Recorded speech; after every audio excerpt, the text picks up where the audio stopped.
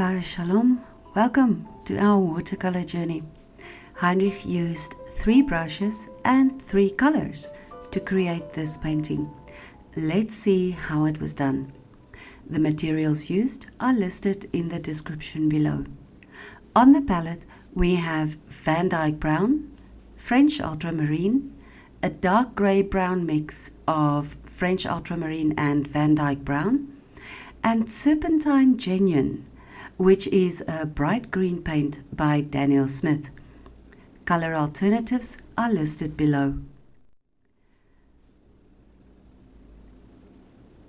The Fabriano paper is taped to a flat board, and Heinrich uses the Hwahong Hake to wet the entire paper. He will also do most of the painting with the hake.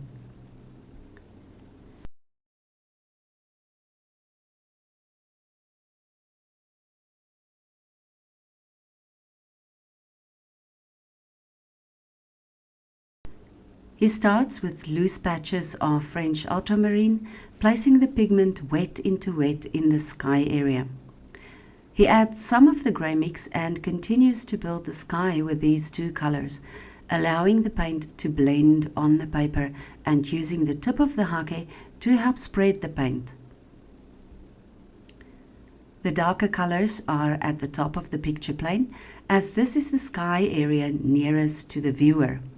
The further away the vanishing point is, the lighter and less defined the colors become. He uses the flat side of the brush to create an even blend of the blue-grey towards the horizon. He leaves larger white spaces at the top for the clouds, and as he goes down towards the horizon, the white spaces become smaller. All these techniques help to create depth.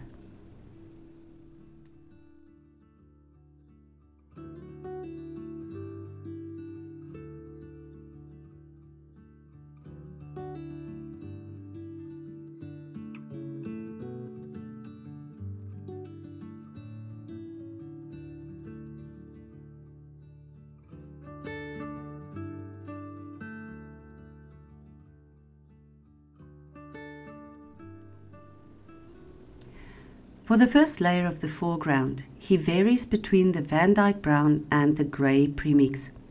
The foreground colors mimic those of the sky, which bring harmony.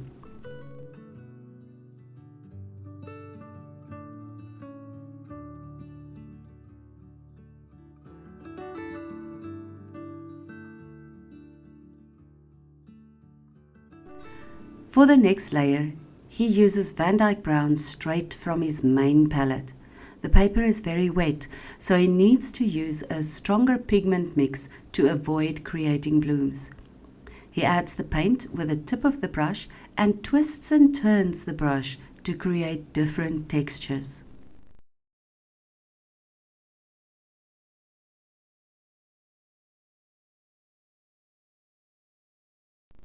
Here he adds some of the Serpentine genuine. This is a very interesting mix made by Daniel Smith. It is a bright green which separates into mainly 2 colors, yellow and a reddish brown. He adds this into the brown to create a darker, more earthy green.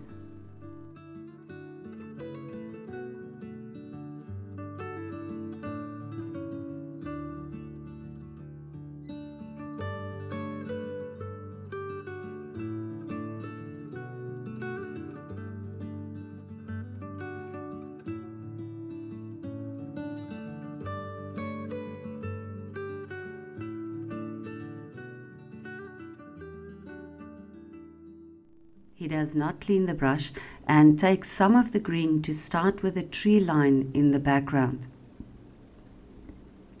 Notice how he twists and turns the brush to create the shape of the trees. He sometimes uses the corner to make smaller marks. This area will dry with soft edges, which will give it some distance.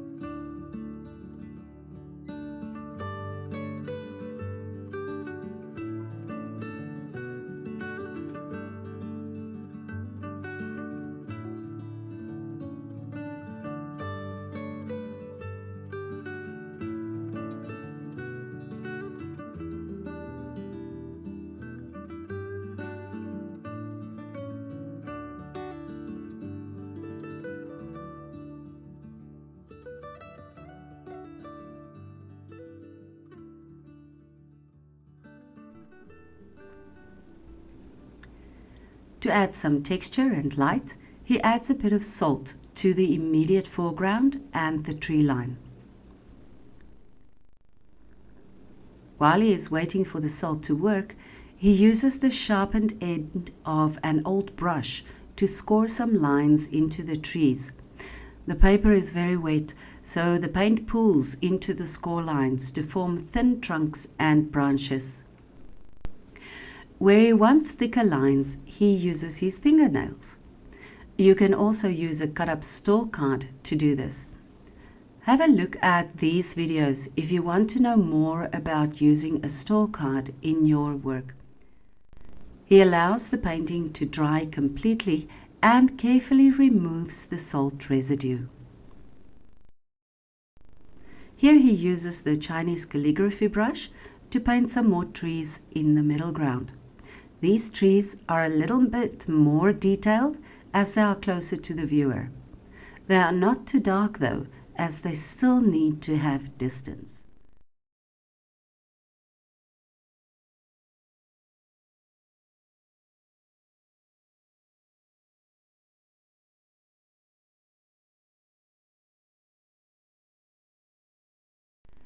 He uses the belly of the brush and a darker green mix made from Serpentine and Dyke to add the foliage.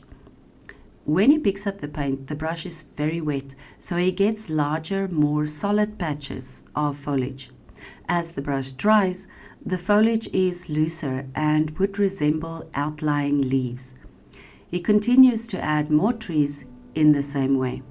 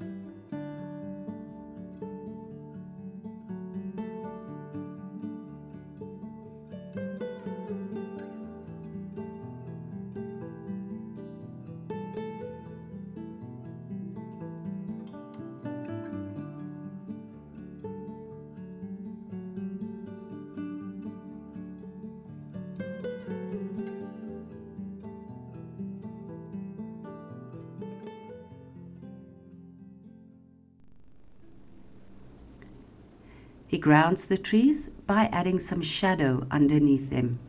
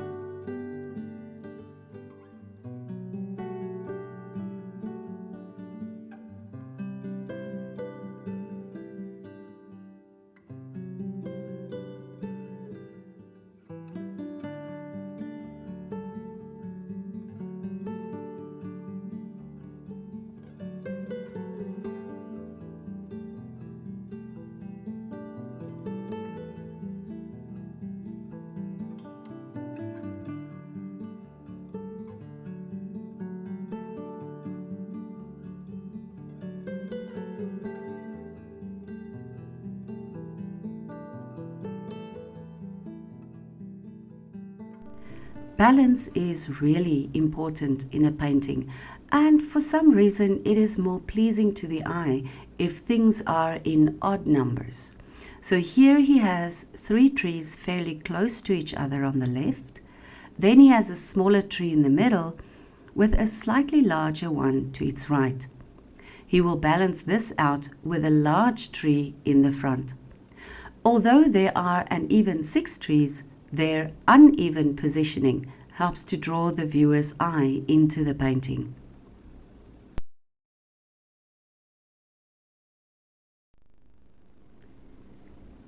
This tree is very close to the viewer, so it's much darker and more detailed than the other trees.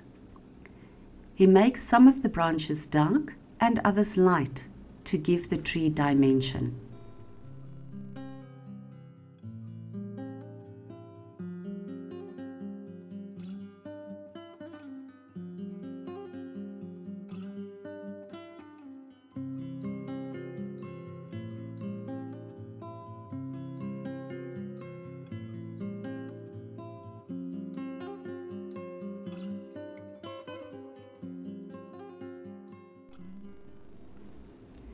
He uses the same technique as before to add the foliage to the tree.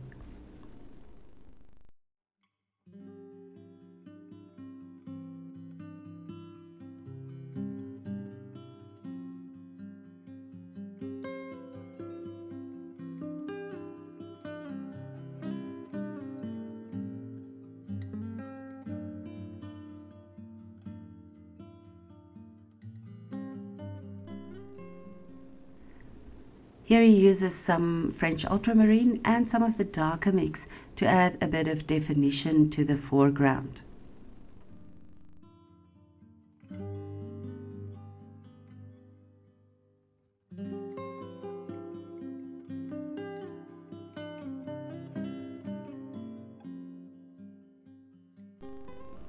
He adds a touch of green to fill out the middle ground some more, and then add some of the other colors on the palette to create interest in the foreground.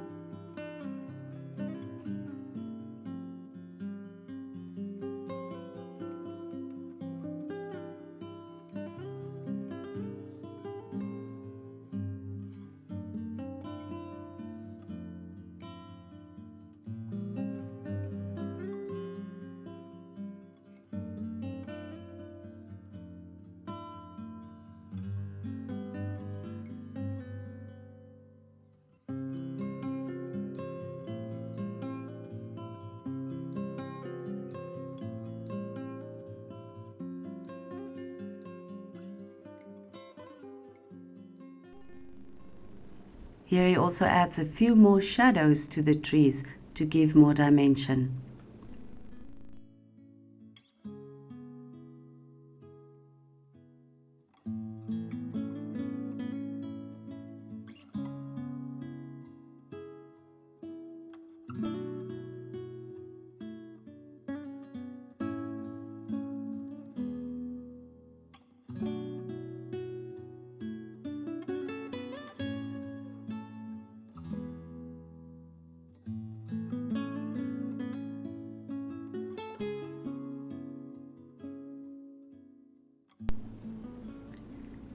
To bring back some light, he uses the Herend Eradicator brush to lift out some color.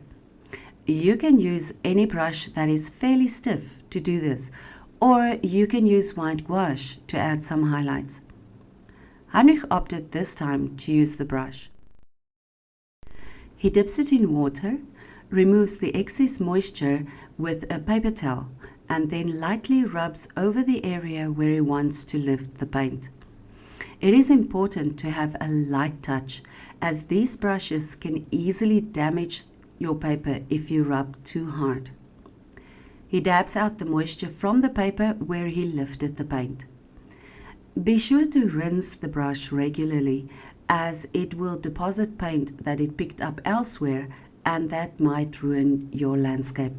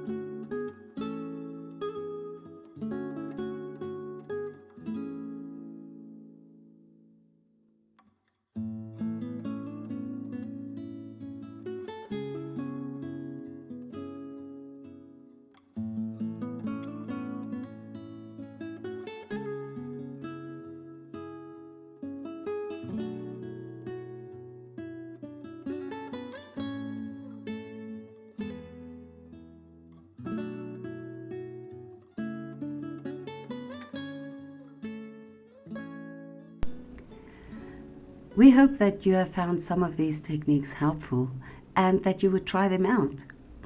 Thank you so much for joining us today. Would you please be so kind and press like and comment on this video. Also, please subscribe if you haven't already. We would really appreciate that. Thank you for watching. We hope to see you soon. Vaya con Dios.